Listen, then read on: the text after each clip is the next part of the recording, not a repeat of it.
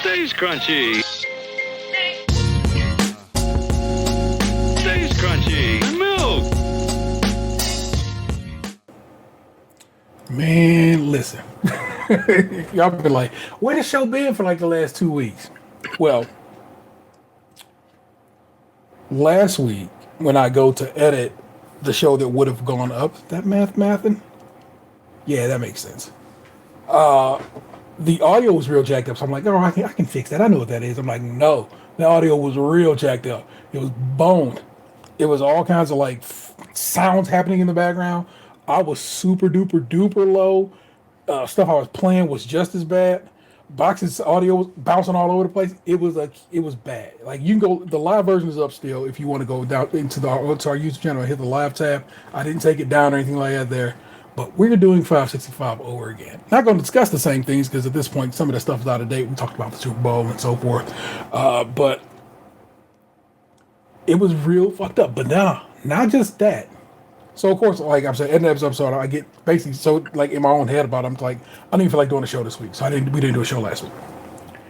But I had done on Valentine's Day. Me and Vanessa sat down, and we don't really do Valentine's Day in this house, but we sat down and recorded we tried for the patrons, and I go to upload it, no sound in the video, like. I made a whole new, which of course I'm going to play for you guys, so, you know, so you can see it. Made a whole new intro, you know what I'm saying? A little Valentine's theme for it, you know what I'm saying? I thought it was going to be very fun. And like I said, that had audio, but then the video that we filmed did not have audio, which was us trying some of the stuff Nick Jew had sent some weeks back. We finally sat down to chop it up and try some of that, along with various candy hearts to see which was the best candy heart. And I guess I have the video and we could probably go in and just do VO over it, you know, and that might happen. But still, it was just upsetting. And I was like I said, it was a lot of broken podcast shit that had your boy upset. But I'm gonna play this for you because I like the way it turned out. Box, if you can let me know what you think of how this intro turned out. I think it's like 45 seconds, I think.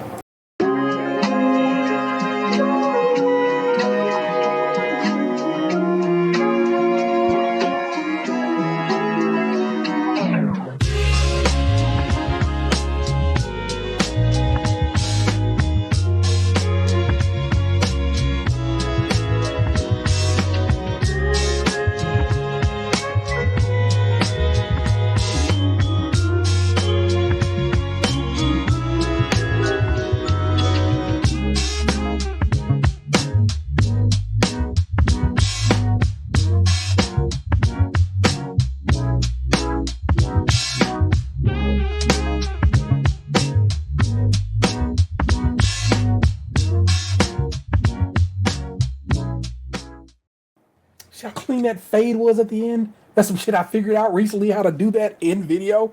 There's a whole thing. I felt like I was in one of those tunnel of love rides. I feel good about that. I feel like that speaks out of. But I do that. So I try to, because I've gotten exceedingly good at it. Not to be on my own dick, but I'm kind of getting better at it as I do it more. So I like making these intros for the patrons. Basically, they get their own little intros for the videos and the items we make for them. And so, like I said, that was you, the freebies getting a look at some of the shit some of the work we put in on the other side. And like I said, I hooked that up and I did that like in real short order. And like we sit and we try some things and we have fun doing it. And then I go to edit it. So it's like, oh, let me get this up today. And I'm like, I bet you, hold on, you know what? I actually can play you it. And you can see that it has no sound. Give me a second. Let me pull it up in media player. And let's clear out anything else that might be a media player. Give me a second. What is going on? My Windows Media Player is a weird program that still exists within. And I'm going to start this, but I want to fast forward to where the video starts because you don't have to hear all of the intro I just showed you. And then let me share the screen. And you'll be like, huh, you're right, T. There's no sound in that video. Turn screen. Share. Pop. And then we push play. And look, it's me and Vanessa. We look great. Having a good time. Ready to share with you the joys of various, foods and stuff. Here, I'll even fast forward. Look, we're testing candy hearts. That whole thing they do on YouTube, where they hold them to the camera and they put their hand behind it, works like a champ. Something I've seen people do before, it actually works. So, like I said, we tried candy hearts. We tried fig and matcha green tea Oreos. That's one of the things that Nick sent us. We tried. Let me see where they at. Do I hold them to the camera? We tried these little vanilla cake rolls. Yeah, that's what that is. Actually, I might have some of those. Yeah, I do. Here, we tried through those. Here, let me stop sharing my screen so you can get that on the big part of the screen. But yeah, we tried those. I got a few left. Decent. I was hoping they were going to be like, Japanese Twinkies. They are not. They are their own thing. They own thing. So, but it stunk, people.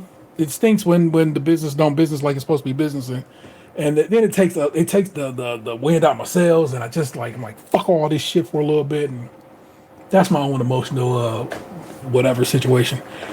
But back at it like a bad habit. Why we didn't record last week? It really is. I was not happy, bro. Like I said, that when that one didn't work, and then I go to edit the show that was supposed to 565, the 565 that was supposed to go up last week, and it didn't work. I was like, I need a moment. So this is like, I mean, like inside baseball for those listening. All I got was we're not recording this week text. See you next week. Like I didn't get any context. Know why we weren't recording. Just don't show up. And I don't show up about 20 minutes before I was supposed to show up. Yeah, it was very upsetting, y'all. So grumpy me. But again, it worked out for me because honestly, I didn't want to record last week anyway. I was struggle busting through my medications and stuff. I was tired and I didn't have the energy and the desire. So I'm sorry, that it took losing media for that to come to fruition. But it's not like I wished it to happen. Box willed that shit to be, y'all. I was like, come on, titty. All right. Well, let's see. The couple of things that from the original 565 that I want to be able to tell you is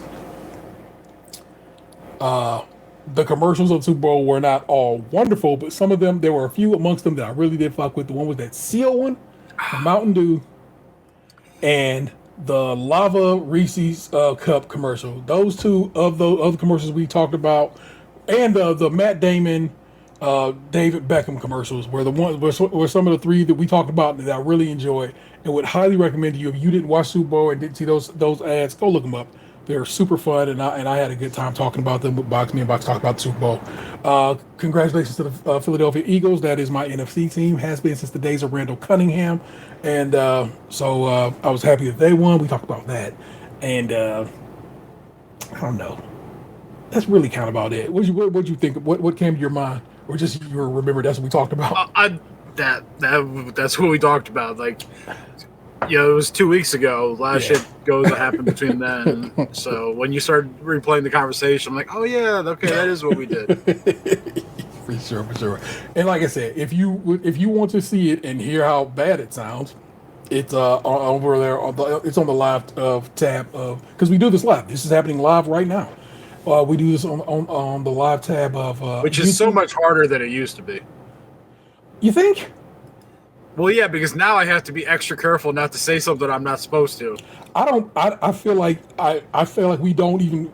I feel like we've have practiced this for so long and done it so well that it's never have been an issue like that. Like we have not been like, at this place we work at. Because I know that we're live. Before I could have gone off on a tangent and just been like, I will fix it in post. But now that this shit's anybody can be here watching, I have to make extra special care that I edit names when needed, avoid certain things, and so. You've always been pretty good about the name editing thing, though. I feel like you always say my buddy or whatever and so forth and so on, and I think you've always been good at that. So I know. that. Admittedly, Anthony, I think was probably the worst of all of us when it came to self censorship with impertinent information. So love the man, but yeah, I think one time he said his girlfriend's name like 6 times in one story on accident. I still don't quite understand why we don't say her name, but we don't at his request, at his behest, and so it's just what it is. So I actually dreamt about him in this show last night. I need to reach out to him and be like, "Hey man, what's going on, man? What's up? Trying to sit down and make art, but otherwise." That's just what's been calculating, y'all. A little catch up on behind the scenes here at House Skim, the house that Horatio Magellan Crunch built. Saw a TikTok yesterday. Some dude was like, "Did y'all know who Captain Crunch's real name was? Horatio Magellan Crunch?" And I had to just like, of course I do. But what he did put me on the game with is, do you know Count Chocula's name?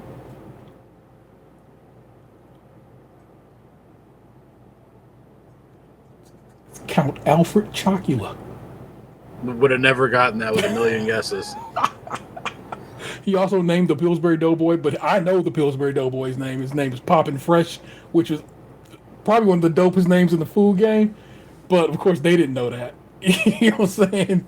Because they had a product that was called Poppins or something like that back in the day, and I think that's how I ended up getting that name. But yeah, Poppin' Fresh, not Lockin' Fresh.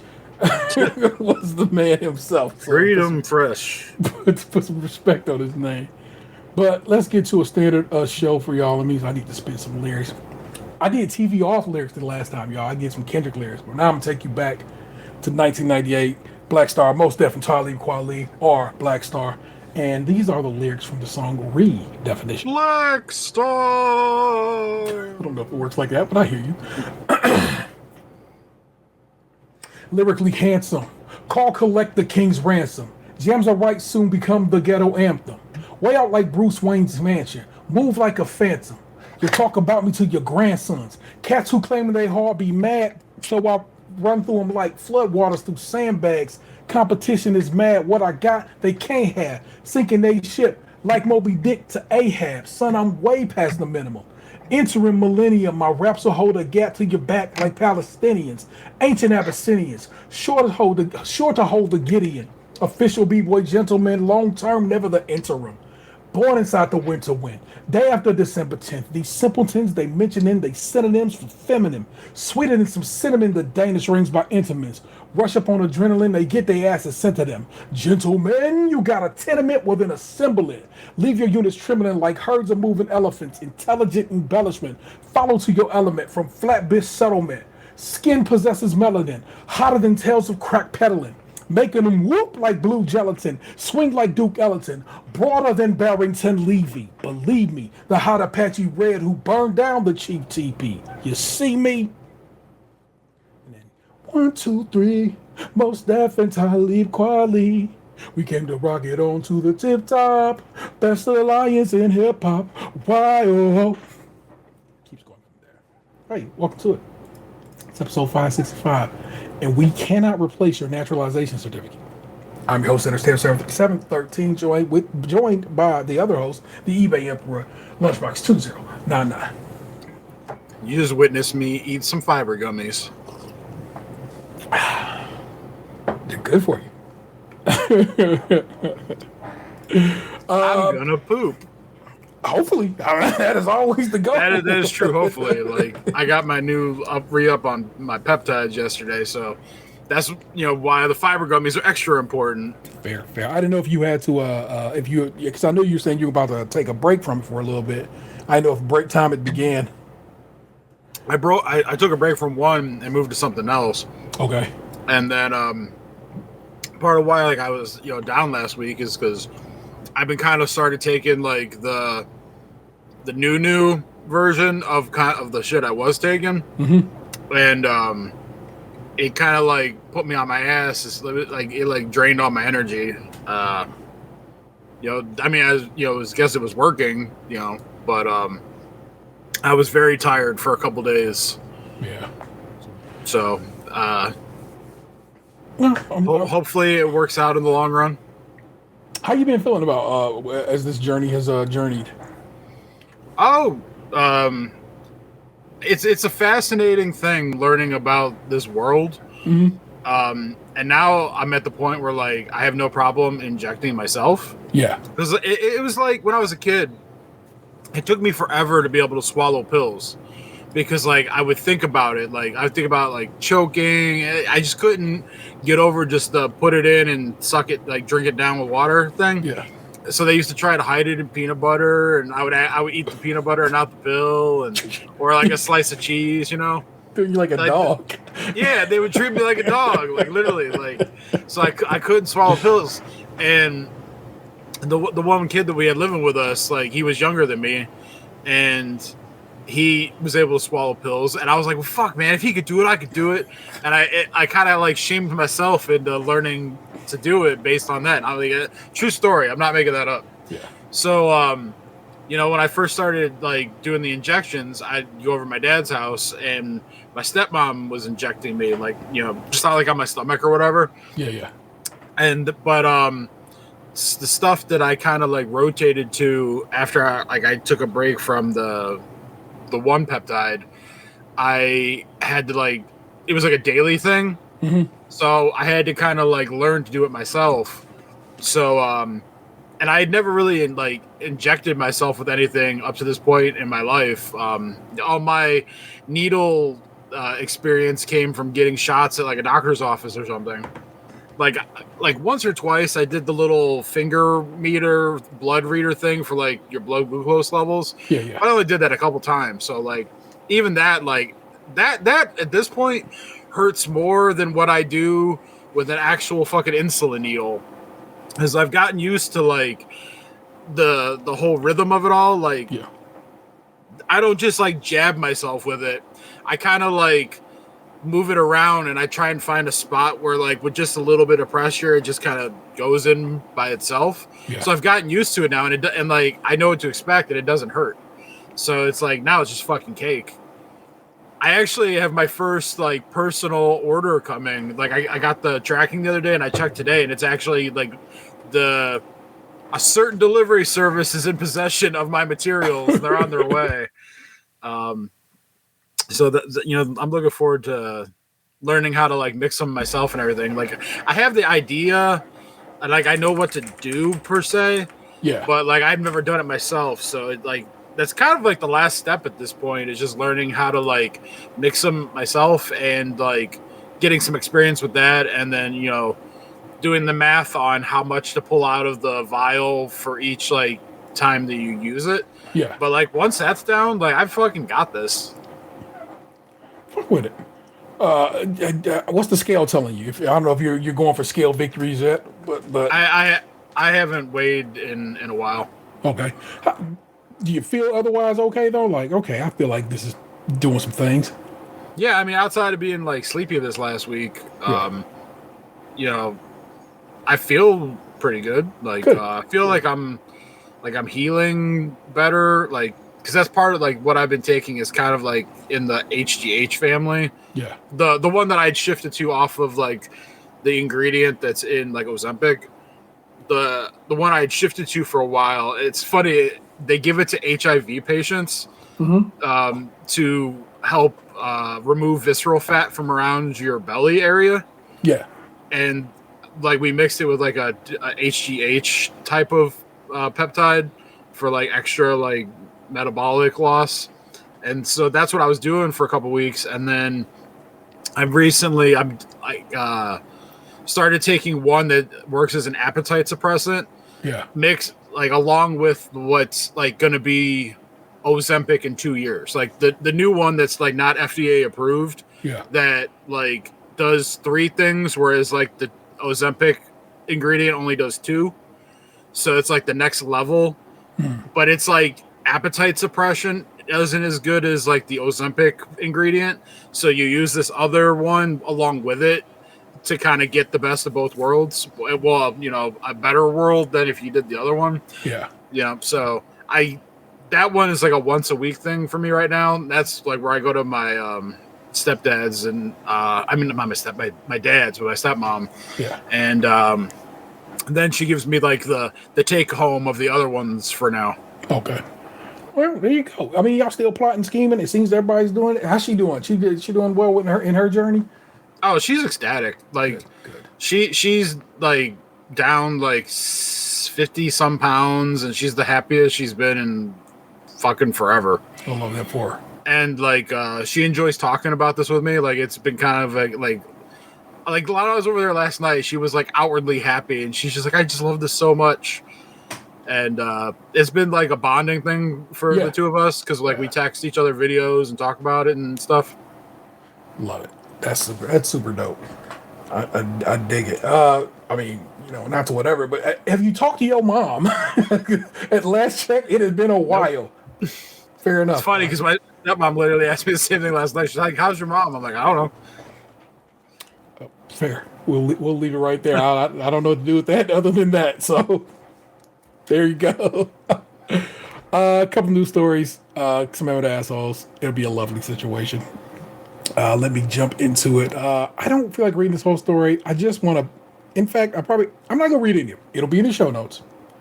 It's upsetting to me. But of course, this is just what this state wants to do now. Ohio Republicans claim voters didn't know what they were voting for when legalizing weed. They just called us dumb to our face. You know what's funny about that whole thing? Yeah. My one buddy called his fucking rep yesterday and got a call back today from the office. But when he told us that he called yesterday, because he's so mad about like them trying to fuck with the weed laws in Ohio. Yeah.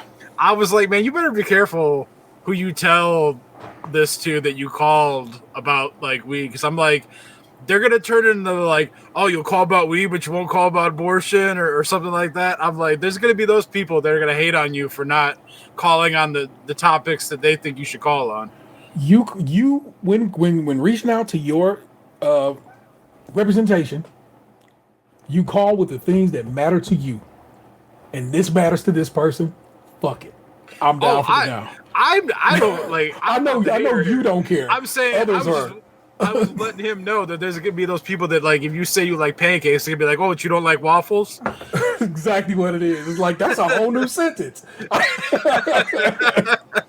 I'll get you a little bit of this. Ohio Senate Republican. Oh, excuse me. Let me show love to Morgan Trial. This is from the Ohio Capitol Journal. Morgan Trial on the byline. Ohio Senate Republicans have voted to change the recreational marijuana policy that voters enshrined into law in 2023. Amidst protests from cannabis enthusiasts, GOP leaders continue to argue that voters didn't actually know what they were voting for during the election. From discovering medical cannabis while dealing with polycystic ovarian syndrome to helping collect signatures for legalizing recreational, Tasha Roundtree has been fighting on the front lines for the product.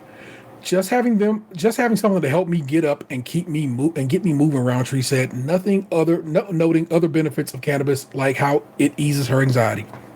This is why she's extremely disappointed in state lawmakers. Since Ohioans overwhelmingly voted to allow for adult use cannabis in 2023, legislators have been trying to change the law. We feel lied to, we feel bamboozled, we feel infiltrated in our community, she said. Republicans in the Senate have now passed Ohio Bill 56, which would decrease the THC content allowed in the products and limit homegrown from 12 plants to 6, along with a whole bunch of other stuff. I know this is what they've given you, but it's a whole bunch of other stuff they did to this law. They changed the way it's taxed. In fact, they're going to raise the taxes on it. These are supposed to be the people that are against taxation. They're changing how the taxes are therefore already handed out. You remember the way the law is written, the taxes are handed out to take care of communities, to help police be able to take care of crimes, but also help people who might be on drugs get their shit together. Like this, the money was being used for good causes, if you will. And now they're like, we just gonna put it in the general fund and basically spend your money how the fuck we want to. Ooh. THC, the psychoactive cannabinoid, which will be capped at the bill at 100 milligrams per package, is also primarily reduces the allowable THC levels in adult use extracts from a max of 90% to 70%. We got the dankest weed in Ohio, and they are ruining it now. But it's just upsetting, y'all. And They're doing this just to be. I was just talking to us about a little bit ago. It is this party seems to be a party of cruelty and unnecessary cruelty at that. The laws and rules they are writing as of late seem to be just to make sure we hurt people. They are writing bills that say we're not to not house the homeless, and in fact make it illegal to be homeless. They are making it so you can't get Medicaid. They're making it so the veterans can't get dental care without it having been something that happened to their teeth while in battle. They're making it so they're trying to cut Social Security. They are about to cut taxes for the wealthy, but raise the taxes on you and I. It is a sense of abject cruelty that this party is working under right now, and I'm like, and I know the people who voted for that man did not vote for this. Now I'm not gonna lie, they probably did vote to shit all over trans people, which continues forth unabated, but I don't think they voted that they was gonna take Nemo's fucking Medicaid. But that is what's happening, and it's fucking garbage. And we need to really take a look at what we are doing to this country right now, y'all. But in this situation, we voted yes on weed in this state and said hell yeah, and the way this law is written is hell yeah, and then they just tell us no, you didn't. And it's fucking horseshit. The whole story will be in your show notes if you want to click on and read through it. But man, is that upsetting to me. And I would call my representative, but I know how they voted, and they vote on the good side of this deal, so I don't have to call them. Fucking assholes. Box and I did talk about this on the original 565, and in the 2 weeks since then, things happened. So this is from Sports Business Journal. Tom Friend on the byline. Cleveland likely to get next WNBA franchise in 2028. The WNBA is preparing to award Cleveland its 16th franchise. Multiple sources have told SBJ with an approximate bid worth a league record $250 million. The sources put Cleveland's expansion chances at as high as 90%, with an announcement expected no later than March, and said the WNBA has rethought its original plan of adding just one more team and could award one or two more franchises to bring its league total to 18 clubs. The presumed leaders for the second and third teams are Philadelphia, Houston, Nashville, Detroit, and Miami, with the league reiterating tonight that nothing is finalized. The WNBA has received formal bids from many interested ownership groups in various markets, and we are currently in the process of evaluating these proposals, a WNBA spokesperson said in a statement. It's over here so I can look at the dang camera. I'll be editing this video and looking at myself look over here, and I'm like, that looks dumb. Get over here, square up. Cleveland is expected to join the league for the 2028 season, playing at Rocket Mortgage Fieldhouse, which is no longer called that. Now it's just called Rocket Arena, I believe. Is that correct? That is correct, yeah. Very good. They will be... This fucking arena suffers from an identity crisis. They will be reprised as the Cleveland Rockers. I don't like that. I wish we would have came with something new, but whatever. An original WNBA franchise that folded after the 2003 season when the former owner, Gordon Gunn, could not sell the team due to tumbling revenue and erratic attendance. But in the 2 decades since, the league's exponential growth and popularity has led to rising expansion fees. The Golden State Valkyries, the league's 13th franchise, launching in May, paid $50 million to join the WNBA, while Toronto and Portland, the 14th and 15th franchises, paid $115 and $125 million respectively. Now that has doubled. As recent as 2 weeks ago, the WNBA applied to trademark the name Rockers, as well as the names of 3 other former franchises, the Houston Comets, the Detroit Shock, the Miami Soul, and the Charlotte Sting, all clues to who could be in the running for the 17th and 18th teams, but not a complete giveaway. Sources said Houston is probably the most positioned for the 17th team, largely because the Rockets recently built a 75,000 square foot practice facility. Owner Tillman Fertitta, man, how do you Fertitta? I'm gonna go with Fertitta. Fertitta is reportedly worth more than $10 billion, and they have an NBA infrastructure that is appealing to the league. The Comets are also an amazing brand, and it's stunning that even they even left the league, said a source referencing the 4-time champion Comets folding in 2008 due to $4 million annual losses. Philadelphia is likely another clear front-runner, sources said, and indications are that when the 76ers owner Josh Harris partnered with Comcast for a new arena in South Philadelphia, The priority was to house a WNBA team along with the Sixers and the Flyers. Mind you, that deal in Philadelphia for a new stadium for the 76ers fell through because they were trying to build in Chinatown, and people in that neighborhood was like, "We don't want your stadium here, and your team is whack and ain't worth us building a new stadium for." Similar to a town, like ours and our football organization. But whatever. Steve Greenberg, the managing director of Allen & Co., which is overseeing the expansion process on behalf of the WNBA, has declined commenting on all bidding. But sources said the bids are ranged from $200 to $250 million, and the Cavaliers likely won the 16th franchise with their high $250 million proposal. Their NBA infrastructure and the burgeoning facilities. Owner Dan Gilbert said the Cavaliers, who declined comment, are constructing the Cleveland Clinic Global Peak Performance Center, which will be the centerpiece of Gilbert and Bedrock's $3.5 billion Cuyahoga Riverfront Master Plan. The NBA Cavaliers, the MNBA Cavaliers would operate out of that facility, while the Rockets would move into the Cavaliers' current state-of-the-art training center in Independence, Ohio, complete with 2 practice courts, a team theater, and a weight room in a remote wooded setting. Gilbert, who reportedly has poured over $1 billion into Cleveland sports and entertainment ecosystem since purchasing the Cavaliers in 2005, would also continue to upgrade the new Rockers facility. There's a little more to it than that, but again, that is in your show notes, and I'll tell you to go check that out. But yeah, man, I'm down for the get down with us having a WNBA squad. I don't like the Rockers name, and I didn't like our branding, but maybe we come through with some dope new shit that kind of leans. Because I've seen some people do some mock-ups. I'm like, I can see that kind of works. Then maybe we can get something popping and that I can get behind. But it ain't really about me. It's about whoever else wants to get down. And then what I laugh about is people saying, "How can we get Caden Clark to Cleveland?" I'm like, I hear you.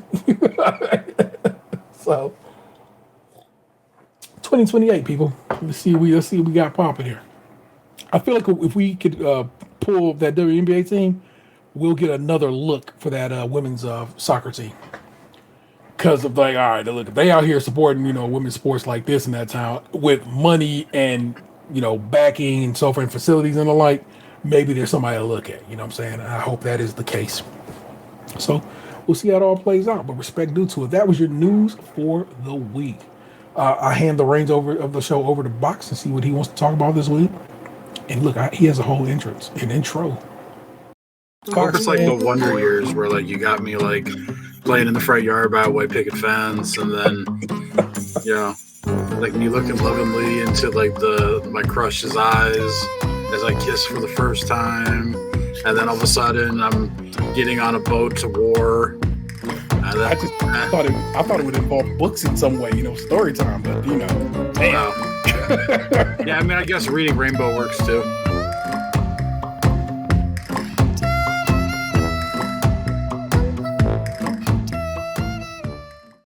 Now, the reality of it is Box just basically gave us a story time lunchbox here earlier in the show. But if there's something you have done in this time away that you care to share with the listeners, you can. And if not, that's a sweet intro I made for him for use for such matters. Don't worry about it. Well, I did give you a large portion of what I've done the last couple weeks. I mostly watched a lot of TV. I had a 4-day weekend for Valentine's Day weekend because no one on my team took that Friday, so I was like, well, fuck it, I'll take it. So I'm not kidding when I say I watched so much TV that weekend that our entertainment section for this show is going to be quite extensive. I love it. Yeah, I watched full seasons in whole days. We'll say that. Yeah, so I've been watching the Cavs. I played Call of Duty last night for an hour and a half or 2 hours for the first time since last Thursday. Because a couple of my friends I usually play with were out of town. Yeah, and so I just kind of took a break. Anybody amongst y'all use the Ninja Turtles? Did somebody go out the pocket and pay the fare for the Ninja Turtles? So, I know that Tommy got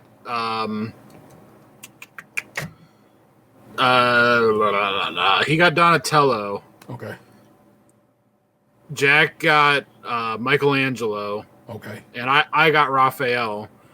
I don't know how they acquired them. Okay.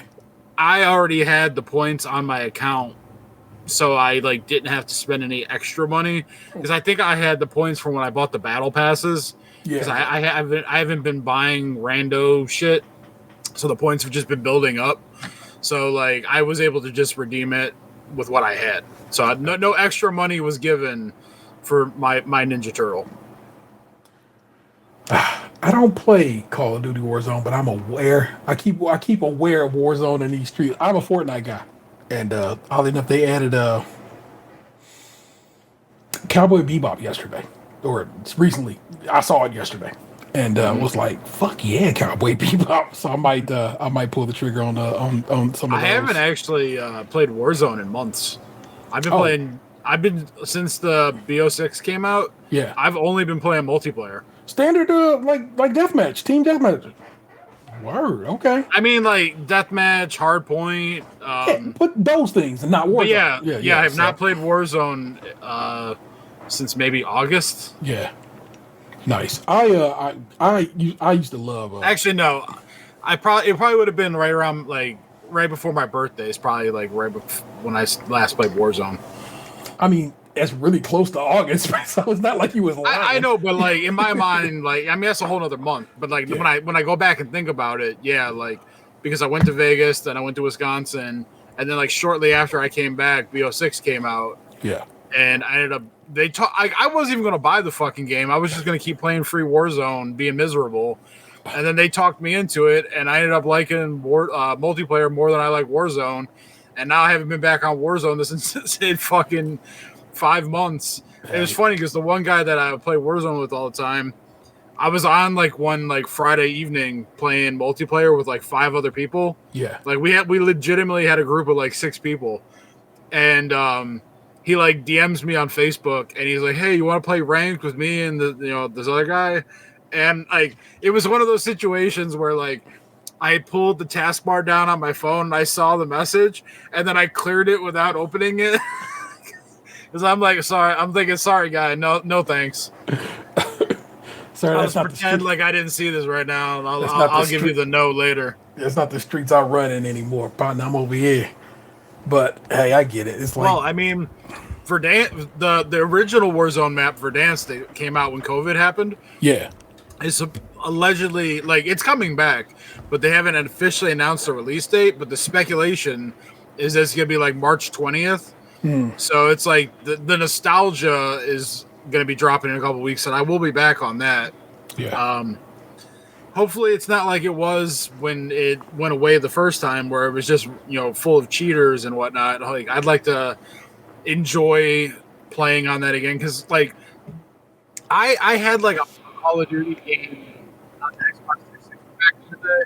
Your mic just tried to be weird, real fuzzy. I don't know what happened. Did you touch it or move it? I was playing with the cord. That's probably okay.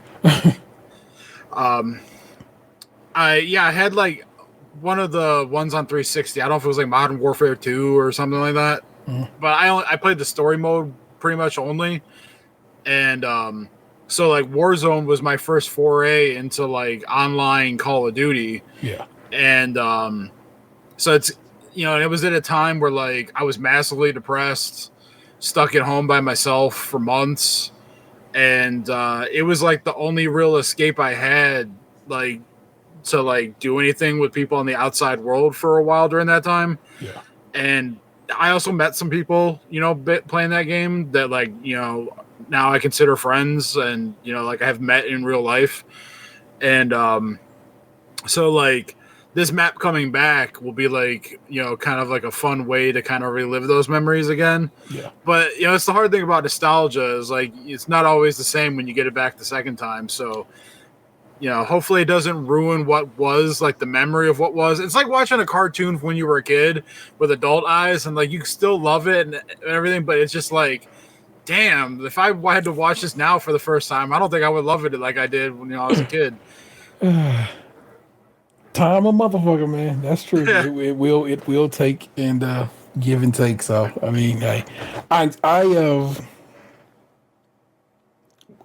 entertainment just kind of gets moved to now, y'all. Worry not. It's cool. It's better here anyway. Don't worry about it. Yeah, we're slashing the budget, just like the Doge. I jumped on Fortnite the other night. What did I finish? That made me go for Fortnite. Okay, went back to Spider-Man 2 on PlayStation 5. Finished Spider-Man. Wasn't actually done until my liking because I like to platinum those games. They're relatively easy to platinum, which is basically getting 1,000 points on Xbox, if you will. Getting all the achievements. But then I was like, ooh, let me take a break. Let me play some Fortnite. Play Fortnite. Got a victory royale to my liking. I was like, yo, check me out. I did that. Right after beating that game and then getting the victory royale, I was like, okay, I'll take that. But I love fucking around in Fortnite. I play Fortnite so different than like I watch people play Fortnite. It's like my whole methodology for Fortnite is run around, collect the best guns, and hide. Sometimes I'll fight if I got to. Sometimes, like I said, sometimes it is what it is. But oftentimes I'm just playing hide and seek where everybody else is out there killing each other. And I'm just laughing as I watch people die off. And usually I'll finish a Fortnite match with like a kill, and that's usually the last kill. Like I'm saying, and I'll just chuckle about it. But then I'm fucking around with it last night, and I'm like, I was getting maniacally bad. I was murdering people. Last night was like I picked up the right gun, and I was just out here just catching bees on fools, and I was like, we out here tonight. And then it's me versus somebody else, and we're both Wonder Woman. And I'm thinking I won. I'm like, fuck yeah. And I'm like, no, it's you came in second. Like, fuck, other Wonder Woman won. I was so mad because it's both just Wonder Women fighting each other. It was like some house shit. But I had to just drop the sticks and it's like, it's cool. It's cool. I play that on Xbox still. I'm weird about. You sure I can play it on PlayStation, but I play most of my games on Xbox. I play Sony exclusives on PlayStation. I play Nintendo exclusives on Nintendo, and I mix with some other stuff. But I'm that's how I get down. But nearly everything I play is Xbox. I play it on Xbox. I have loved those. I love that controller. I have played Xbox since the original, Xbox, and so I just had got down with that since. And that's just like it's my system for third-party games and whatever Xbox throws at me. And what they threw at me the other day was the game I talked to you about before. Balatro is now on Game Pass. So of course I own game. I have it as a part of basically the Game Pass on the iPhone, which is called Apple Arcade Plus. I have it on the Switch. I bought the cartridge, like hard copy on the Switch, and now I got it on Xbox. And imagine a roguelike. And if you know what that means, you know what that means. But basically, you're playing poker, but you get basically jokers that give you multipliers. And so you set your jokers up right, set them left to right, because that's how they'll trigger. So if you got the right little, the right multiplier going, you can make the math work out for you. But like I said, it's free. Not free. It's a part of my subscription, but it is a part of the subscription on Xbox Game Pass now. So if you have Game Pass, you can play Balatro, the game I've told you about multiple times now, and get down. It's amazing. It's a play anywhere title. So you can play it on PC, you can play it on your phone on cloud, and you can play it on the Xbox. And I was playing on the Xbox, just sitting there, just grooving. Let's do a podcast playing Balatro. Balatro's soundtrack is the grooviest little lo-fi joint you ever want to hear. And I'm telling you, man, it's a great, great game, and I highly, highly, highly recommend getting down with Balatro. Like I said, free if you have Apple Arcade Plus, free on Game Pass now. I think it's like $10 if you want to buy it on anything else. So it's not even a too pricey game, but highly recommend. Spider-Man 2 was amazing. I was really happy by the way it ended, and I did go back and get the platinum on that. I platinumed that maybe 2 nights ago. I was super close. I just had to play cleanup on some stuff and use a power up 25 times that I'd already used a dozen. Finish off this mission for fighting Mysterio, so I get all the suits. What else did I have left? Like I said, basically it was mostly just use all the powers, collect all the suits. Collect all the spider bots. There are spider bots all around town. There are 42 of them, so I had to collect all those and just close out different missions around town. Town being New York, the Manhattan, and some of Brooklyn, and some of Queens. So, because it's a really, really, really big map. That game is really great. So I really had a good time doing that. And yeah, so that's what I've been in the realm of gaming. I am watching. Did I talk about Severance? Do you recall last time? I believe you did. All right. So I had watched the first episode of Severance months ago, and didn't know if it spoke to me. But everybody named Mama has been talking about Severance season 2 and how good it is, and I'm like, I kind of was okay with that first episode. Let me watch the first season of Severance. And like Bach said, watching shows just in a setting. I started watching that show. I think I think Vanessa was working, so I want to say I started on Valentine's Day after she went to bed because she had to work the next morning. And I watched all of it between Friday evening going into Saturday. So I believe it's 9 episodes total. And then I started season 2, and now I'm current with season 2 of that show, which fucking sucks because I want more of it, but I'm current, so I have to do it week to week now. But yeah, Severance on Apple TV Plus it's everything that you thought if you've been hearing good things about it, it is that. It is a sci-fi mystery box kind of show that I don't even want to tell you too much about, but Adam Scott, who most people know from Parks and Rec, is the star of that show. My man Zach Cherry, who listeners of this show would know, I know from as being the host of the Great American Baking Show, one of the hosts of the Great American Baking Show, but he's also an actor and he's been in everywhere. If you remember in Spider-Man, he was like, "Do a flip, Spider-Man." That guy, and then he ended up being in Shang-Chi on the bus, and I don't know what he said up to Shang-Chi, but it was something similar to that. But yeah, Zach Cherry's great, man, real funny guy, one of the best Doughboys guests, y'all. If you ever listen to and or watch Doughboys, isn't that the guy that was in Crashing? I don't know. I'm gonna pull you up a quick picture of Zach Cherry. You can tell. He's like the short, chubby guy with the short curly beard. You know, ish. Let me share screen, entire screen. This brother? Yeah, that guy. Okay, what's Crashing? Crashing was that show on HBO. The comedian, the white guy. Yeah, that. Pete Holmes. Pete Holmes. Yeah, he was like Pete Holmes' agent in that show or something. Huh. Comedy drama series. Pete Holmes, Judd Apatow, first season HBO, 2017. Ran a total of 370. Stand up after his wife cheats on him, leaving him homeless. Man. Okay. Well, Crashing. I was unaware. Maybe I'll see if that's available to be viewed on a Max, because Max it'll be like, yeah, we own it, but it ain't on this channel.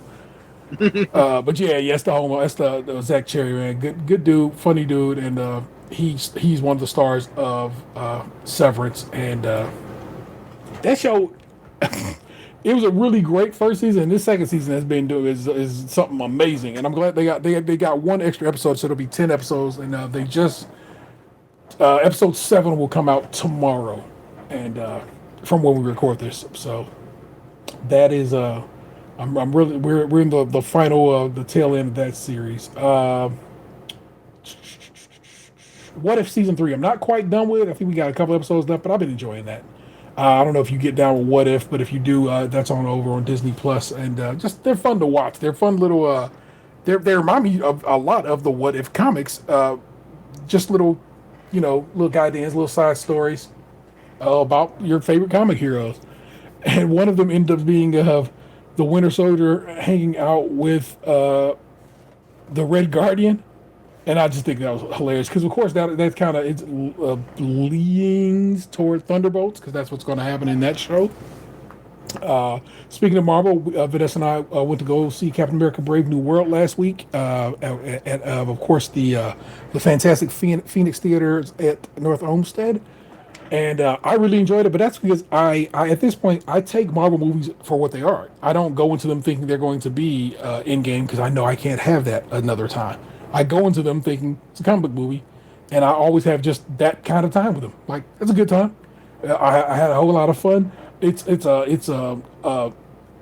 a B plus movie, not the greatest, not the worst or anything like that. They're like I said, the all Marvel movies to me are usually pretty fun, with the lone exceptions being the dog shit that is Thor: The Dark World. It's one of the worst movies ever, and like the first Thor is kind of down, is on the lower tier for me, but not as bad as Thor. Thor: The Dark World is execrable. It's a bad movie to me, but it's where you get introduced to the shit. What is that? That's the Reality Stone, right? The juice one, the red one. Yeah, the weird one. Yeah. So that's what you need that movie for. It's one of the Infinity Stones gets introduced in it, and that's what that one does. But like people really super duper hate the Eternals, but the Eternals become useful in Captain America: Brave New World because finally they like, we got to do something about this big thing in the Indian Ocean that we made in the Eternals. How are we gonna put this back in the Marvel Cinematic Universe? And what they end up doing. Have you seen Brave New World, or you even care to see it? I have not seen it yet. Are you okay with me spoiling something, or are you just? Yeah, if I could go for it. I think you'll be fine with the spoiler, and that is what they end up saying is, guess what? On that big celestial that's hanging out in the middle of the Indian Ocean that came up in the Eternals, that's the source of the MCU's adamantium going forward. And I was like, sick. That's how we introduced adamantium as a concept to the MCU. We already kind of got mutants with Deadpool, Wolverine, and so we're pointing in the right direction of things. I'm like, okay, dig. So I thought that was pretty neat and a cool concept. And like I said, I had fun with that movie. I know that they had to do a lot of editing to that movie because the way they were going to have the bad guy set up, the way they were going to have one of the characters set up was going to be, she was going to be like basically, imagine if you will, isn't it an Israeli superhero? But then, Israel became, started doing what Israel did in this war with Palestine. They was like, and so they was like, nah, we'll hack around that. So then, like, the bad guy is of course from another MCU movie that you would have to remember, and lots of people are definitely not going to remember that. So I had to laugh at that. Of course, one of the actors died, so they replaced one of those actors. So of course that becomes a thing. So there's lots of things about this movie that can make it like, I can see why people be like, I'm not feeling like, critics don't like this movie, but audiences, if you were to go look at Rotten Tomatoes or Metacritic, so like that, the audience score is relatively, like I said, about a B plus. That's exactly what it is. It's a fine movie. If you want to wait till it comes on Disney Plus, I'm not telling you that it's a problem. But if you're like me, living near a theater that happens to have Dolby Atmos and you can really rock out with your cock out, I would say go see it in the theater if you enjoy cinematic experiences like that. Because I was considering seeing it like the weekend it came out.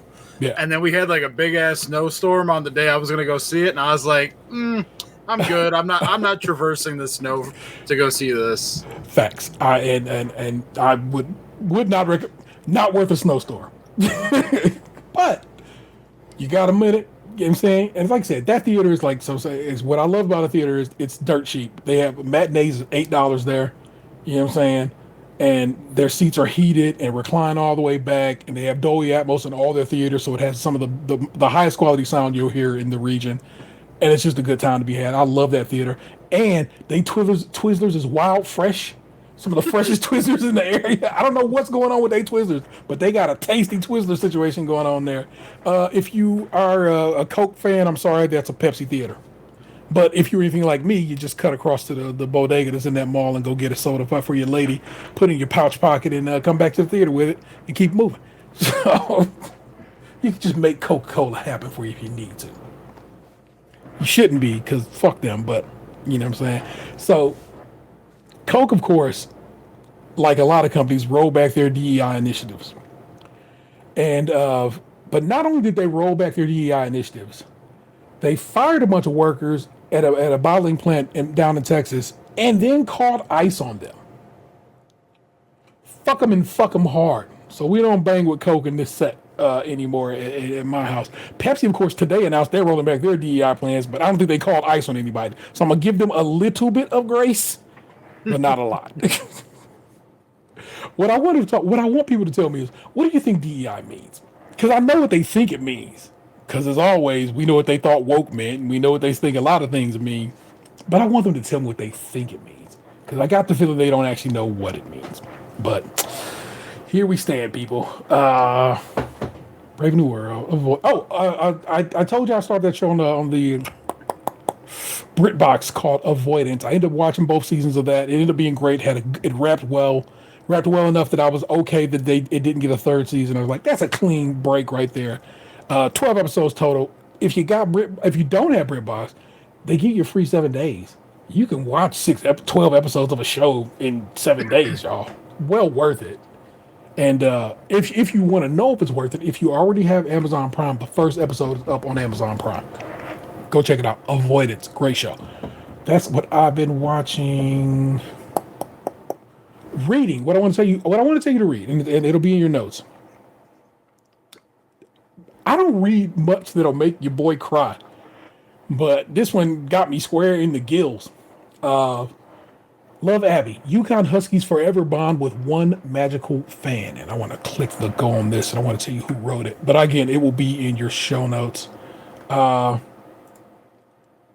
It is just the most wonderfully written article and about a wonderful person. Why did you not just open when I clicked you? There we go. Sam Borden over at ESPN wrote this piece. It's pretty long. It's not a short read, which is why I'm adding it to things that I would tell you to read this week. And it talks about a young lady who became a fan of the UConn Huskies, or was a fan of the UConn Huskies, and the Huskies became a fan of her. Unfortunately, she got sick and has since passed away. But it was a really compelling piece of writing about the team's relationship with this child and her family. And I don't know. It really had me worked up, y'all, and crying a great deal, because of course it's super sad that a child has passed, but it was also interesting hearing from these young women who were a part of her life, the last years of her life, as they play the sport, and how it relates to sport. So, a real wonderful piece of writing, and I would highly recommend you read it. Like I said, it'll be in your show notes. I'll just throw it under it. You scroll to the bottom of your screen, right there. You'll have several links to the news stories I talked to you about, the Emma the Assholes, and of course this news story. And listening to, I can reach back and grab. Actually, I'm gonna grab this whole pile. Give me a.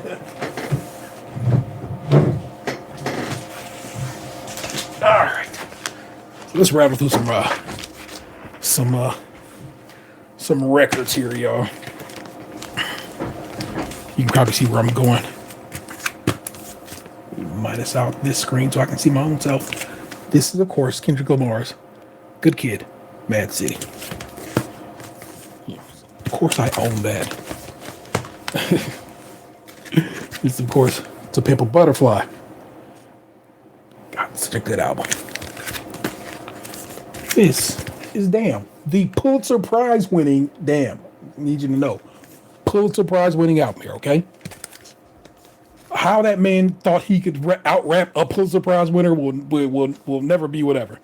Damn has a little specialness to it. Damn is an album that you can listen to front to back and back to front.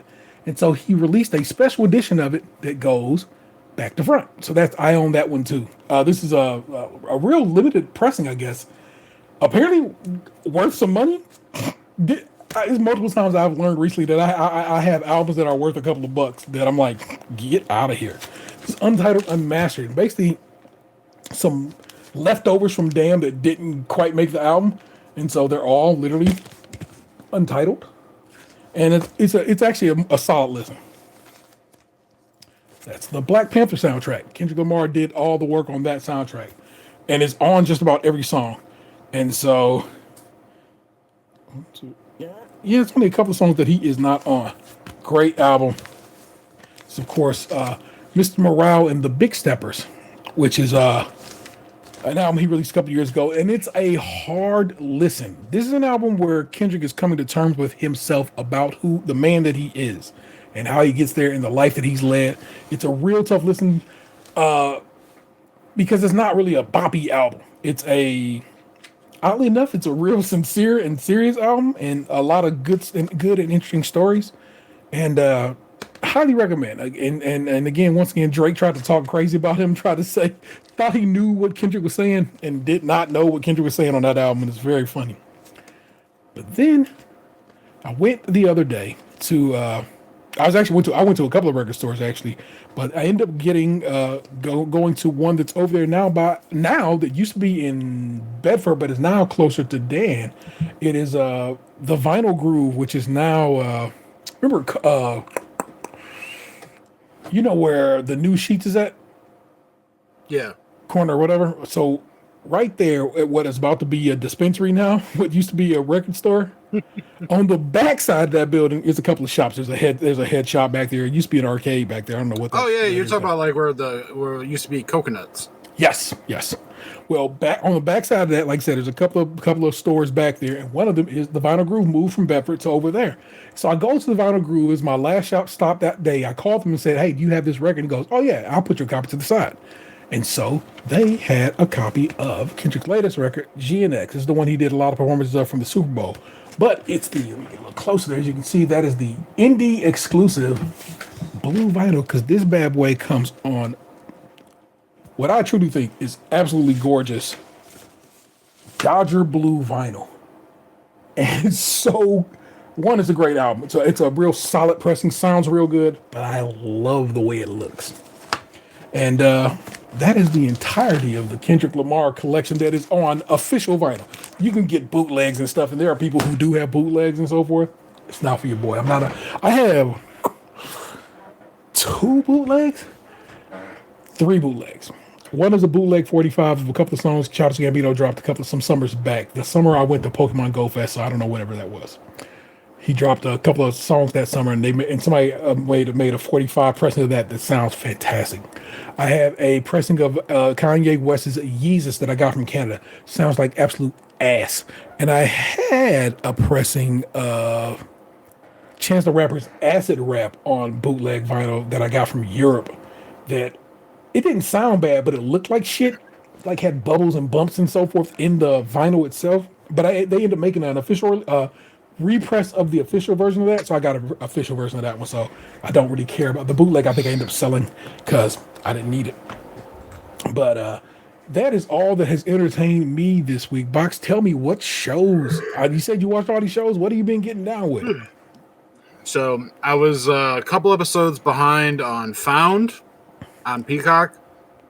I was a couple episodes behind on The Irrational on Peacock. I don't know that one. So The Irrational's like dude's a behavioral science professor, and his ex-wife's like an FBI agent, and he helps like solve cases and stuff. Okay. So it's like The Irrational's based off of human irrational behavior or whatever. Okay. I watched the entirety of the second season of Goosebumps on Disney Plus. Cool. I did that in one night. I finished Cobra Kai. How do you think that wrapped? I'm not a Cobra Kai fan, so I don't know how it is to begin with, but how do you think that closed out? It definitely put the finality on some character storylines. Okay. In a way, like going all the way back to the original movies. So, like, if you're a fan of Karate Kid, I can't tell if you'll like it or not, but I would definitely say, like, if you want to see how, like, that movie would shake out 30 years after the fact, or shit, probably near 40 at this point, yeah. Yeah, then maybe give Cobra Kai a watch. And, like, if you don't care about, like, everything that kind of beforehand, then, like, maybe just skip to the end, but, like, the entire show is basically just a Johnny redemption story. Okay. And so he comes out pretty good. So I finished that. I watched, I'm now current on School Spirits on Paramount Plus. I've been seeing ads for that. Like people talking about, hey, it's been a couple of years since we got back together, but once we got back on set, everything ever was. Yeah, like the first season came out in like 2023. Yeah. And like, yeah, the second season started a couple weeks back. Like episode 7 just dropped today. Like I literally just watched it before we got on the podcast. So like I'm currently current. So it's a show where people ghosts that went to that school are dead in the school. And what's the overall of that? I know the kind of, but how do we get the ghost in the school ghosts? What's going on with that? Well, they like died there. Okay. So yeah, so like that Valentine's Day weekend, I literally watched 8 episodes of Goosebumps that were almost an hour each that I did in one night. I watched 3 episodes of Found, 3 episodes of Irrational. I watched 5 episodes of Cobra Kai. I watched 5 episodes of School Spirits, which are like almost an hour each. Yeah. So it was a lot of TV watching in 4 days. But I got through all that, and I've kind of stayed current for the most part. I think like I may be an episode behind on Irrational now if there was one this week or whatever, but I'll get to that, at some point. I need to watch Invincible, like the new season started coming out, and so like I haven't watched that. I haven't started that yet. I saw Reacher just dropped on Amazon, so I need to watch that. I have not watched What If at all. The new season, like I wasn't really like keen on it. The whole like I don't like the whole like thought like parallel universe thought exercise stuff. I like things just like story as they are, but I will admit like the show was well done when I did watch the first season. I watched this movie that had Channing Tatum in it, where it was called Blind something. It was on Amazon. Let me look it up real quick. Oh no, I'm sorry. It was Blink Twice. I knew it was gonna get kind of saucy because at the beginning of the movie, I got one of those warnings where it was like basically telling me that there was gonna be rape in the movie. Oh Jesus. And it was like one of those like warnings where it's like you can be triggered off this movie, kind of like watch at your own risk kind of things. So yeah, like that was like an hour and a half long movie. It's a thriller suspense. I'll give you some of the cast. It was directed by Zoe Kravitz, starring Channing Tatum. Naomi Ackie from like Star Wars was like the main character, Frida. Gina Davis had like a minor role in it. Christian Slater was in it. Haley Joel Osment, Simon Rex. Those are the only people's names on the cast list that I know. But it's an interesting movie. Had a little bit of a twist ending of sorts. So like if you're into like a thriller, I wasn't, bored or anything like that. I think that's it outside of like my usual NBA viewing and watching people play Call of Duty while I'm working. What do you thought of the Cavaliers here post All-Star break? I feel like the only teams that like could beat them at this point are like Oklahoma City and Boston. Yeah, got a little test with Boston tomorrow night as we record this, so I want to see what we do with our new guys. Green, that guy, last name Green, whose first name is not going to come to me. Who is that guy? How what is he? Yeah, what is he to us? He's a break glass in case of emergency guy. He got a few minutes in last night, but the other night because of course we won by 40 points. So why not put a guy in? Let him get some points in.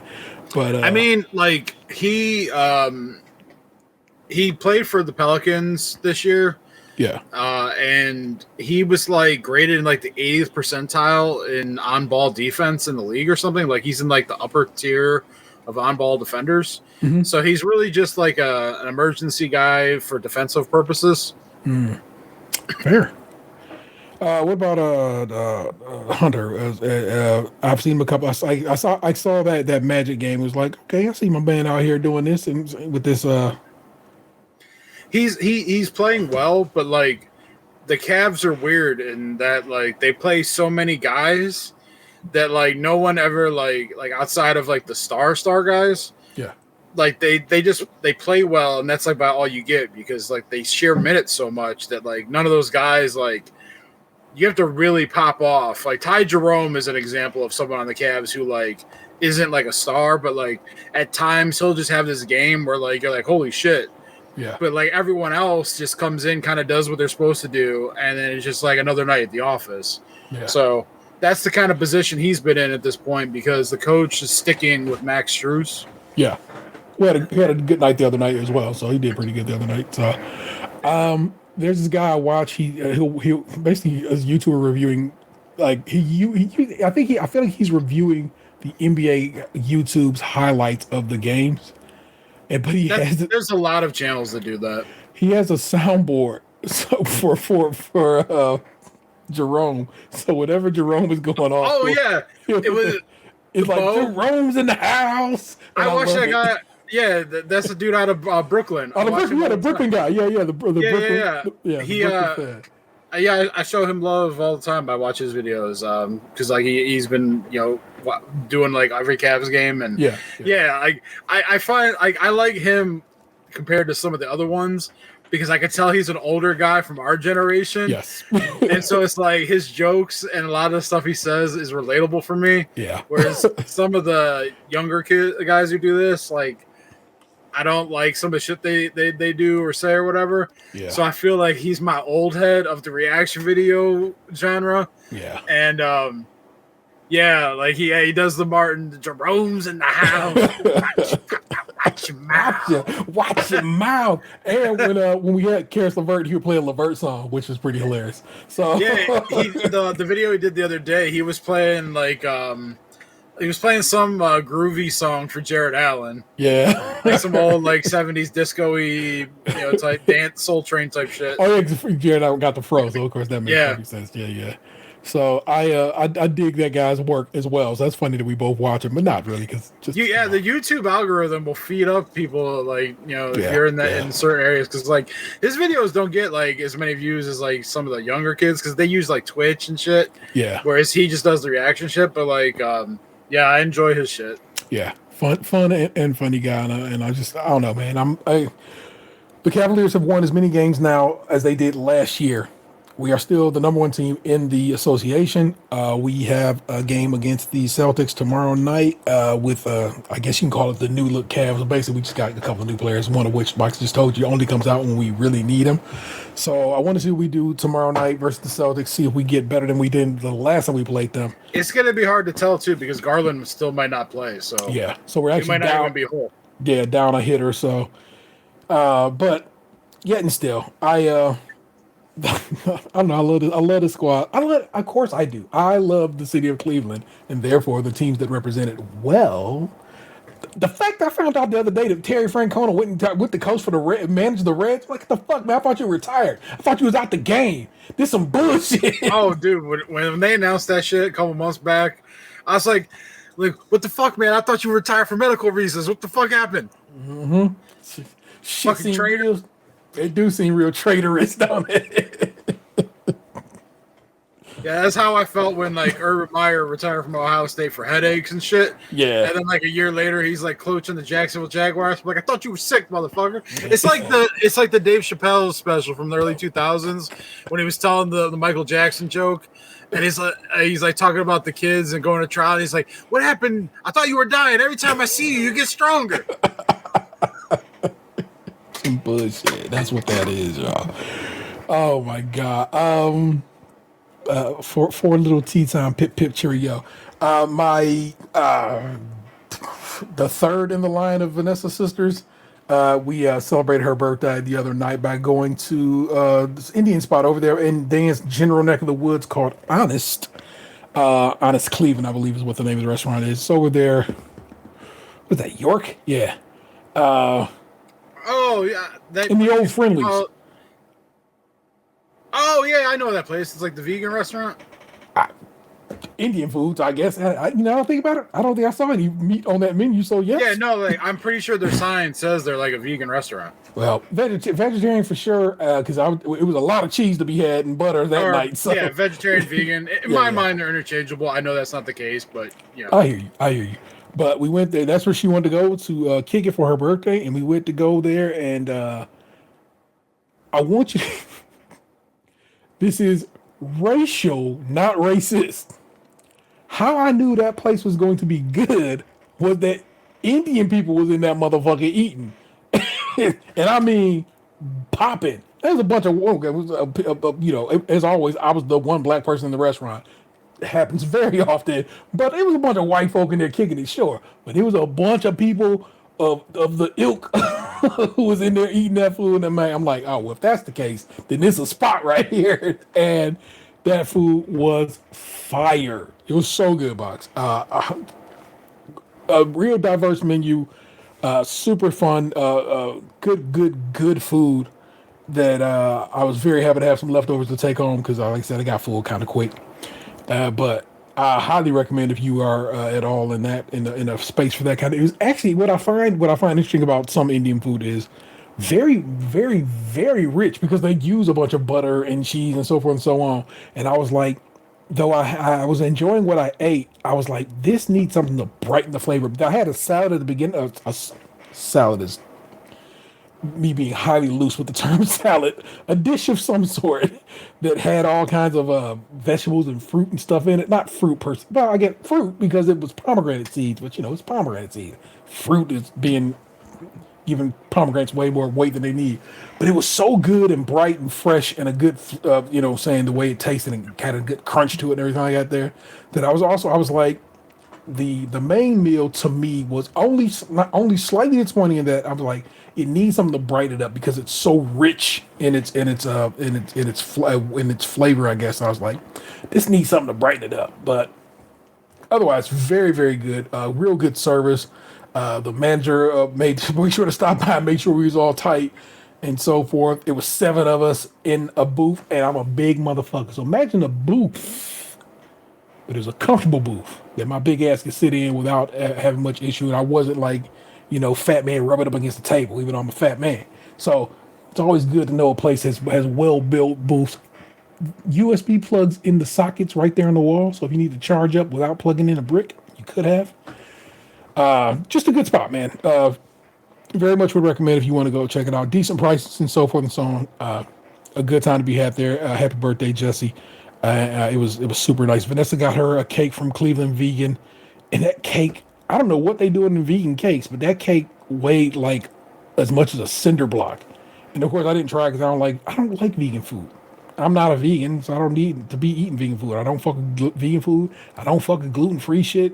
I need my gluten. And it's not that I hadn't tried it. It's not a fucking disrespectful like, oh, you just don't want to try. No, I've tried these things and I don't like the flavor profile, the textural profile, so forth and so on. I don't get down with them. But it was just nice to get out and go celebrate Jessie and have a good time. Her husband got to come. Her husband has a busy job and can oftentimes, he's always on call. And can oftentimes be called away in like a second. So it was really nice that he got to hang that entire time with us because it's so rare that we get to do that. Their nephew, I got to hang out with him. He's getting older now, so it was fun to hang with him. I got to hang with one of her other sisters, her youngest sister, and her husband. And I love those two. They're like my favorites of this family. You know what I'm saying? And so I got to hang out with them as well. And it was very nice. So that's basically some tea stuff that's been going on with me. I thought I'd share that with you. Like I said, Honest Cleveland. It's over in I think it's at Parma Heights on the address. It is. That's Parma Heights because that's literally right by my dad's house. Okay, so is it Parma just that way? If you cut just the other side of the street, or just a little further down? Because I know it's Parma at some point there. It's like a little bit up the street. Okay. So that is in Parma Heights, Ohio, and if you know where the former Friendlies over there is on York, I would tell you to go check them out if you're down with some Indian food. Good prices, good food, good times to be had, y'all. So that's what's up with me. Yeah, there you go, people. You know what it is. Well, maybe you don't know. You could be new here. This could be your first time here, and I can share to you that for years now, we have gone to the subreddit. We've gone to Reddit, then dug deeper into the subreddit that is Am I the Asshole? And in this case, I got one from the Great Value AITA is also this week. And we read these things and we decide these people are assholes amongst ourselves. And then we find out what the chat says. And it has its own intro too, just like everything else in the show. So let me rattle you off one of those right quick. It is this.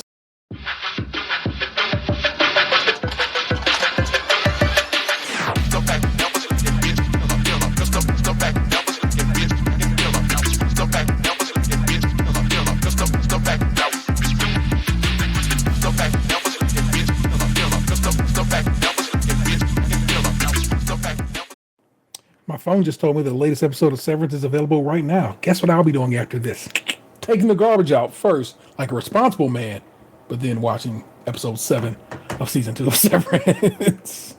I only pulled a couple of episodes out this week because they are both a little thick. So, box, here are your two examples. You know the one. Whatever. Who cares? The one from a Great Value Am I the Asshole is, am I the asshole for telling my wife I'm done with her emergency calls and leaving her stranded? And the other one is, am I the asshole for shutting off my Wi-Fi at night? Go with that one. It made me laugh. Fair enough. Let's see what's popping with that one. Am I the asshole for shutting off my Wi-Fi at night? This is from Human Bell, Reddit user Human Bell 9063. Hello, y'all. Hopefully this post is not too long, as I don't want to take a lot of your time. Well, thank you, Human Bell. You're good people. So let's begin from the beginning. I moved into my new apartment in July of last year, and no one lived below me for a couple of months. I want to get a little.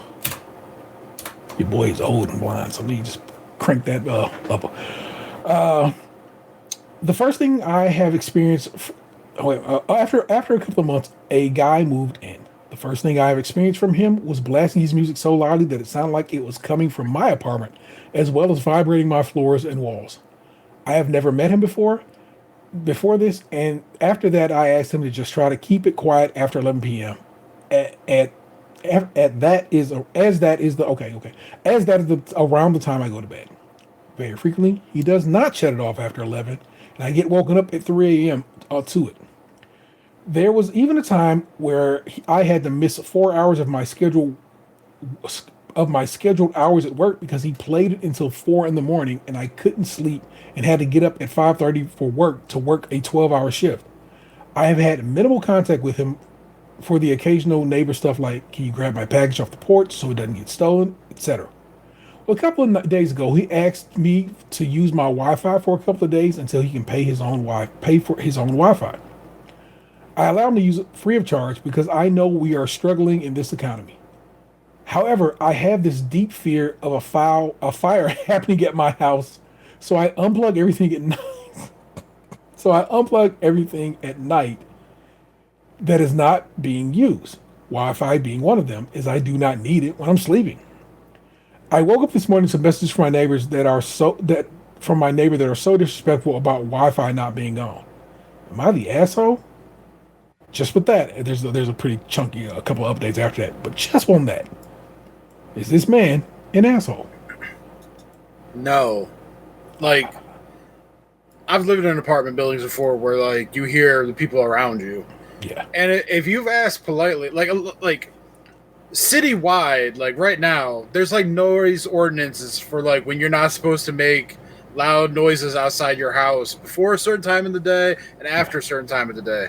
Yeah. If you respectfully, politely ask someone who shares a wall with you in an apartment building to like not fucking play loud ass music after 11 p.m. and like they seem cool with it, and then they continue to do it, like kind of telling you to go fuck yourself, then they come to you asking for a favor that you don't even fucking owe them, and you're still nice enough to kind of help them out a little bit. You're under no obligation to continue to go out of your way to fucking let them leech off you after they've been shitty to you to begin with. Correct. There's no nothing to this. But let's see what the updates are. I truly don't know what it could be other than, nah, fuck you, dude. Update. Thank you all for your replies. I've decided to change my Wi-Fi password and not allow him to use it. A little more background, though, on a couple of things, though. So the apartment I live in is more of a duplex. So there's only me upstairs and the downstairs neighbor who lives here. As for the noise complaint, I have called the police, and the only thing that happens is he will turn the music off when they come, but the next day it's back to being on. I have learned there is some battles worth fighting, and this one isn't worth it. Is it worth? I don't know. And this one isn't worth my battle as okay. There. And this one isn't worth my battle as it's never going to change, no matter who. The package on the porch thing makes more sense now. Like when he wrote it originally, I was thinking like, why the fuck would you ask some random ass person in your apartment building to get your package? But now that it's like we know it's a duplex house, it makes sense. Yeah. I will never. Battle as it's never going to change, no matter who I go to about it. As for the whole letting him use the Wi-Fi thing, is that I don't want to cause an issue while I'm living here. I want to keep the peace as to not make things worse than they are. However, at this point, I have done everything to keep the peace, and none of it does not. Okay, that's how it's written. None of it does not seem to be working, so I might as well just be an asshole. Update 2. The Wi-Fi password has been changed, and Wi-Fi name has been changed. I don't think he appreciated that because he blew up my phone while I was in class and just texted me. But when I did not answer, I'm pretty sure I did not answer. I'm pretty sure he has his own Wi-Fi now, as his music is once again blaring. I'm also pretty sure he's planning something because I was just outside with my dog and girlfriend, and he was recording us through the window on his phone. I'm not sure where to go from here, as I cannot move just yet. So I think I'm going to talk to some people to see what I can do from this point forward. Update 3. I contacted the company that deals with my rental and let them know everything that has been happening. They said the only thing they can do is give him a warning, and from there they cannot do anything, and the police had to be called every time. Worthless. These rental companies are trash. As Box Knight just said, this man's not an asshole. Reddit also said he's not an asshole, but let's see if there's a fun one here. Not the asshole, but you are a little dumb. You had a perfect bargaining chip and threw it away. You can use my Wi-Fi if you stop being noisy between the hours of 11 and 8. Facts. It is weird that you unplug your Wi-Fi at night, but ultimately you can do whatever you please with it because it's yours. I have a hard time believing you're actually questioning this. Like, what am I missing? This guy can pound sand. Beggars can't be choosers.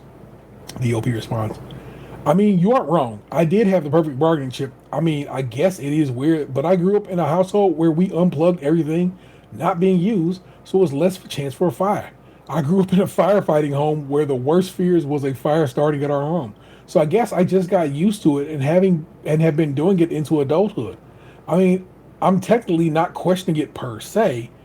I would like to say I'm not the asshole, but I could be biased without thinking as it's about me, so I want to get outside opinion.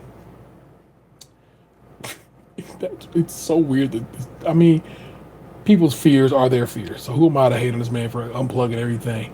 I fully agree with the guy who wrote it up. Bro, you got the bargaining chip. Use it. Hey man, you turn your music off at 11 o'clock. My Wi-Fi is your Wi-Fi. I will face my fear of not being able to unplug shit. I'll leave that shit on all night.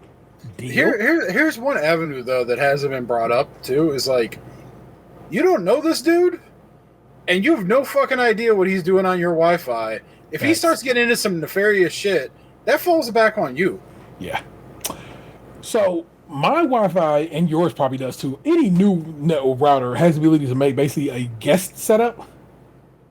So basically just gate him off in his own community. Say, neighbor's Wi-Fi, whatever's happening on this network is not me, and keep everything that you do on your Wi-Fi and keep it motherfucking moving.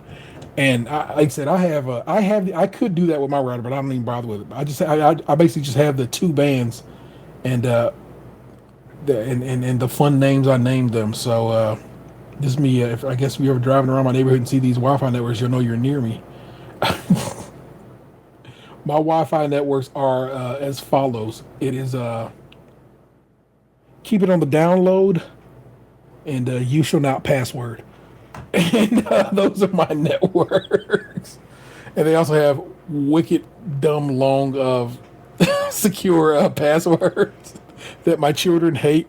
And when people come to the house and be like, "Hey, can I jump on your Wi-Fi?" I'm like, "Sure thing," but you're about to write some shit down, okay? So let's get ready. Yeah, when I'm at your place, I don't even bother. I just use the fucking data. I mean, I'll send you the password. All you gotta do is copy paste, but still, it's there. It's necessary. And that's from years of working where I work at and being over and over and over and over, bruh. Every year we train for security, and so I make secure ass passwords. My passwords at home are more secure than anything I do at work. Tell you that shit. Work don't got shit on my passwords at home, bro. I tell you that.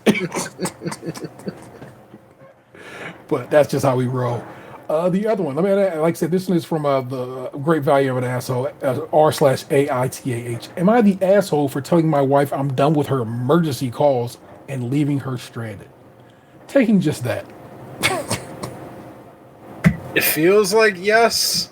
I hope it's not. Let's build. I, 32 male, have been married to my wife, 29 female, for 4 years. We have a 3-year-old son. She's not a bad person, but she's constantly in a state of chaos, and every little thing becomes my problem. No exaggeration. I get these emergency calls multiple times a week. Flat tire, call me at work. Forget her wallet, call me. Grocery store out of her favorite oat milk, blow up my phone like the world's ending. It's relentless. I work full time and do my fair share at home with our son. Diaper duty, bedtime stories, cooking, cleaning, you name it. But these crises, the plural of crisis, are killing me. I've told her before that unless it's a real emergency, like someone bleeding or stuck on a highway at night, she needs to figure it out. I don't have the bandwidth to drop everything constantly. The last straw came 2 days ago. I had to take my son to the doctor because he had an ear infection. I was already running on fumes. While I'm in the waiting room with a fussy toddler, she calls me in a panic because she locked herself out of her car in front of Target 5 minutes from home. I told her, I can't leave. You'll have to call someone to pop the window. She freaked out, saying that would cost too much. She didn't bring enough cash, and I was being unreasonable. I stayed firm. I said she needed to figure it out and hung up. When I got home later, she was furious. She said the guy charged her $150 and I should have come to help because she didn't think to grab her wallet. I told her point blank, I'm done rescuing you from things you can easily handle. You need to stop acting like everything is a disaster. Now she's barely speaking to me, acting like I'm the villain not dropping everything for her again. My brother thinks I was harsh, but my mom says I was right to set boundaries. Am I the asshole for leaving her stranded this time? I got some shit to say on this one. You know who this person was before you fucking married him. You can't tell me you can't sit here and tell me that this person didn't exhibit any of this behavior before you at any point in your relationship before you said I do.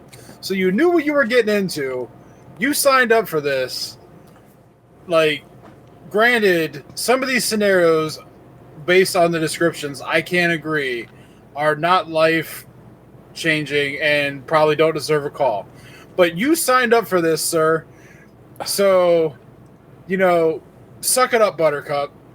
Now, and granted, like, this one here, like, I get it, like, you're at the doctor's office with the kid, you can't leave, like, her situation wasn't an actual emergency, it was an inconvenience. Correct. But you still, like, are married to this person and they needed help in this scenario. Like, if they're locked out of the car, like, if anything, they just needed some direction. Because, like, they clearly didn't know what to do.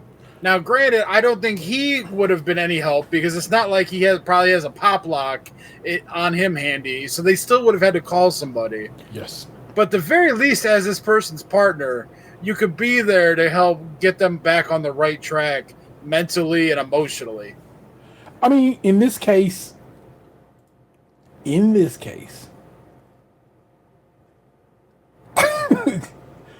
there's literally nothing you can do. He's at the doctor's office with a toddler with an ear infection. He's stuck. I know in the other situations, sure thing, but this one is like, bruh, I can't do shit. I don't mean for him to, like, leave the doctor's office. No. I mean, you're saying probably just try to calm her down, talk her off the roof. Like, bro, I can't even do that. Fussy toddler over this bullshit. Because, like you said, it's not an emergency. Now, she's She has anxiety. She's probably bugging the fuck out. So yes, it probably should have been don't hang up on her. Kind of help out a little bit, like Box is saying. Like, come on, just talk her down off the roof as best you can. But the reality of it is you're not an asshole, but you were an asshole when you hung up on her while she was in this frenzied state. Because like Box said, you knew what you was doing. You knew who you married into with this situation. This ain't new. And I know he's trying to say, man, I'm already whooped. I'm tired. I got this baby that's sick. This time I couldn't deal with it. And I hear that and I see that. But marriage is dealing with a bunch of bullshit sometimes, bruh. Sorry. Sickness, health, better, worse. This is one of those situations, dog. So, but let's see what the comments say. First one up. Not the asshole. My car weren't open. I'm at the doctor with our son. You are not the priority. That's the comment. That's what the comment says.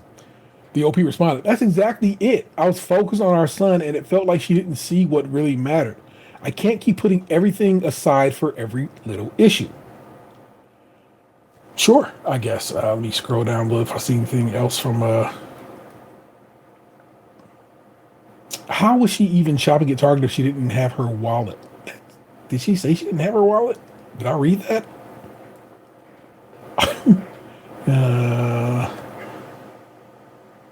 I think she said she didn't have enough cash. Yeah, the last straw to while I'm in the waiting room for Fresh Solid, she panicked. She locked herself in the car in front of Target 5 minutes from home. I told her I can't leave. You have to call somebody to pop the window. She freaked out, saying that would cost too much. She didn't bring enough cash, and I was being unreasonable. Yeah, she didn't say she. I should have come to help because no, actually it does say that. When I got home later, she was furious. She said the guy charged her $150, and I should have come to help her because she didn't think to grab her wallet. Why the fuck she go to Target without her wallet then, Box? Maybe she was using Apple Pay. I don't know. Maybe she was picking up like a Starbucks mobile order. Fair. People who have a Target store, okay, like people are commenting saying that you can pay through the Target app and so forth and so on. Maybe she was meeting. Maybe she was meeting the person she was cheating on her husband with in the Target parking lot, and when she went to leave, realized that she locked her keys in the car. I think people were trying to say she might have ADHD, but then so we have one glow-in-the-dark comment amongst that batch that says this: I take 15 meds a day, 25 pills, and my life is one big side effect. If her actual only side effect is dry mouth, then I wish I had her problems. So why would that be glow in the dark? Who gave this thing money to be like just to agree that this person? Fuck. Sometimes Reddit is about. This is why we don't go to Great Value and the asshole, because these are the people who hang out in there. Great Value people eating a fucking fake Captain Crunch. Sometimes Great Value is pretty solid. They do come through. Actually, I've watched many a Good Mythical Morning where they when they try stuff out and Great Value will come out on top. And a lot of times, it's actually a fine bit of product. It does not make for fine commentary on Emma the Assholes. That's why y'all over here and not in the real Emma the Asshole, motherfuckers. Oh my gosh, but that is it, people. You know what I'm saying? You already got your entertainment section for the show, so I'm just going to basically wrap it up right here. And please rate, review, subscribe, and share to the show wherever possible.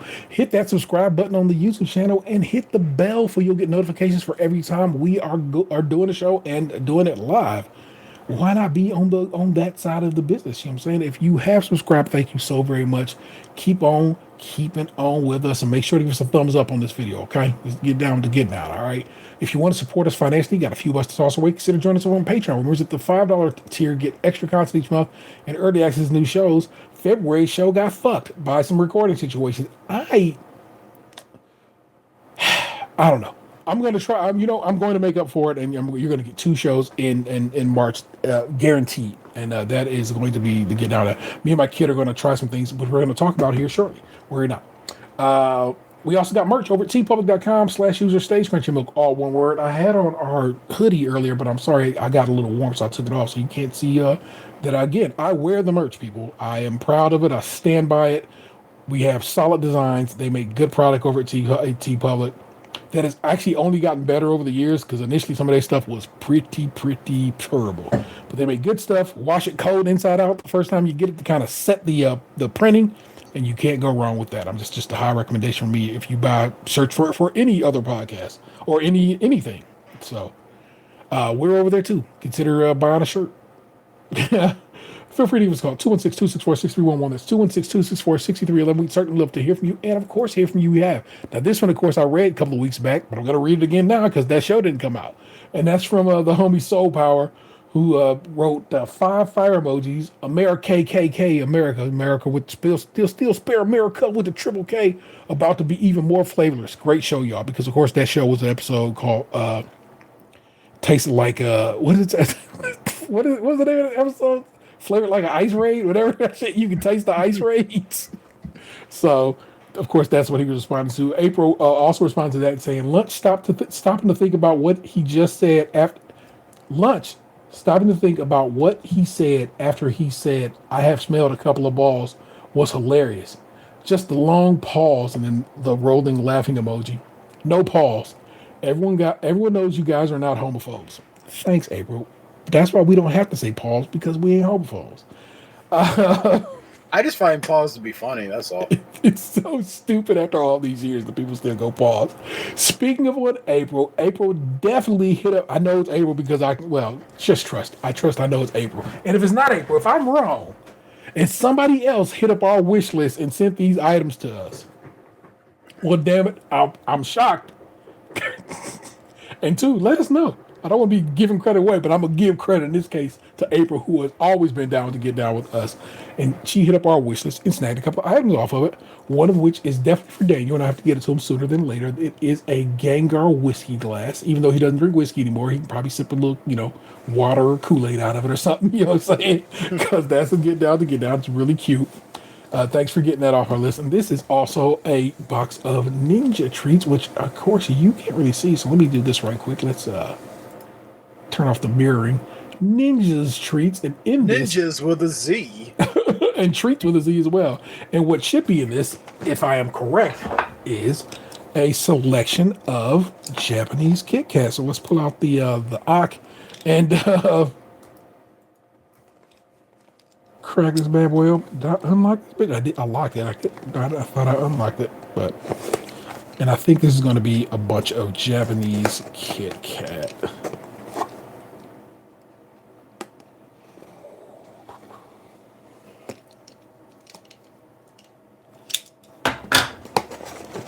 And indeed it is. Oh, this is nice. They give you a little list.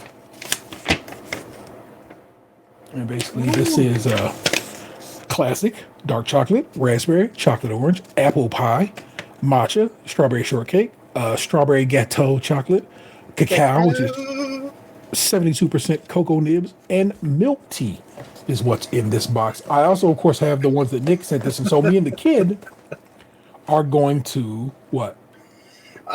When you say cocoa nibs, I just think cocoa nips. Then I start thinking about titties and. Well, I mean, whomst amongst us? But me and the kid are going to sit and try the ones that Nick sent us and the ones that are in this box for one of the We Trieds we're going to do here for March. So that'll be a good time to be had by some. I was looking for the Post Malone Oreos. I have no real affinity toward Post Malone, but I can always appreciate a delicious Oreo, and I can't find them shits anywhere. And I'm not putting that much effort into it. Trust me. Again, remember, we don't really get down with Oreo that hard anymore on this program because we had done it for years, and basically it's rare that Oreo could come out and do something that impressed us any longer. But they look tasty as an idea. So if I come across them, I'll let you know what we think. But there you go. That was it. Did a whole show. Front to back, back to front. So that's what it is, y'all. Our missing man is the 216's own Tatum 216. I literally, after I get done with this, probably not, because it's kind of late. So tomorrow, I'm going to hit him up and I'm going to be like, hey, man, what's up with you? In the fact, in how he wants to proceed with getting back to this, if that is something he is ready to do as of yet. That's the other 216's on Lunchbox 2099. Nailed it. Every damn time. I am the Internet Terror 713. Don't make me push you into traffic. We'll do this again next time. Peace, y'all. What happened to your ass? It used to be beautiful.